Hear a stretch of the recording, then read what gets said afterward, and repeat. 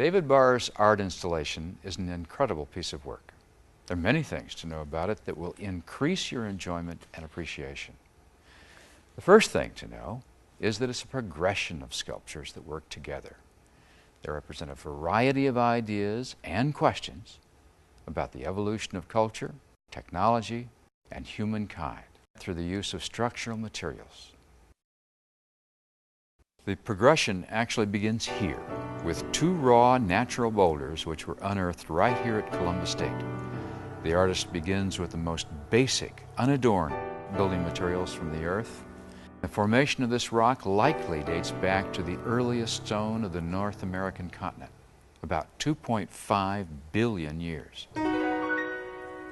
From that beginning, the piece develops along Mount Vernon Avenue from east to west, echoing the path of the sun in much the same way that monument builders have done since before recorded history began. It is the very life-giving path that gave rise to the ideas in many cultures about life, death, and rebirth.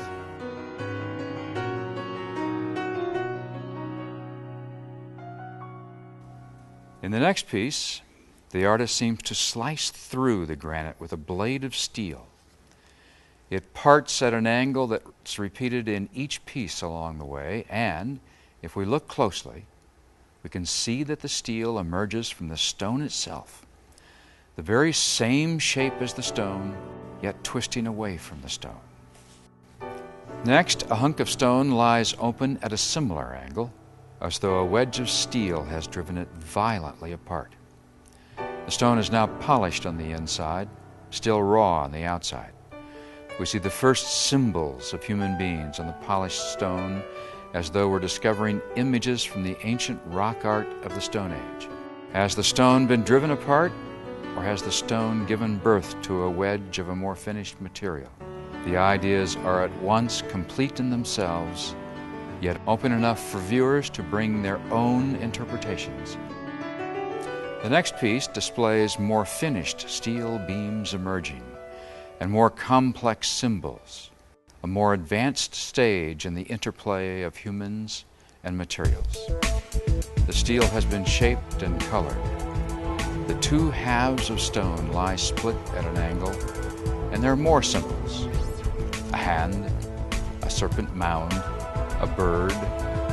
Is it a dove, an eagle, a hawk? Again, the elements are more shaped and finished inside and out. Steel emerges from the granite, reaching higher and higher as it promises what is to come. Two pieces of stone lie at an angle to each other. We see the circle divided into 24 parts, giving us an answer of 15 degrees. What does that mean? What do the coordinates mean? The questions raised may prod us to seek out our own answers. And finally, the last finished part of the installation. Of course, this piece is now the most refined. Color and construction are enhanced. The shape of the world is echoed in another circle with red lines tangent to it. It's opened up more toward the west, giving promises to what the final sculpture will be, suggesting or pointing to Columbus Estate's newest and most refined space, Academic Center D and the retail complex, where the final sculpture will emerge next year. To what do these clues all add up? What are we going to see, to feel, and think about when we look at the progression? Whatever it will be will derive from the clues we've seen and from what each person brings to the experience.